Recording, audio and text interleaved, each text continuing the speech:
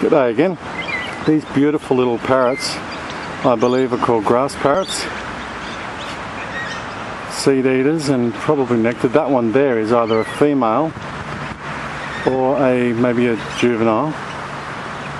The colours on them are absolutely brilliant. Green head, white breast, red tail or red hump, I think they're actually called, yeah. Very beautiful little birds. I'm on a local golf course and there's a little breeding population of them here. And I'm quite close to them as well. They're pretty brave, but they're probably used to golfers. And there's the other one.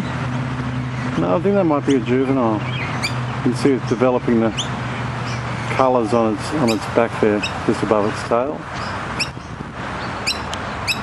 That's red rump or red haunch parrot.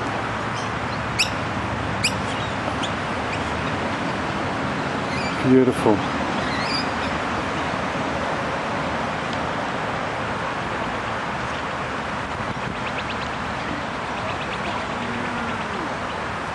Aussie birds rock.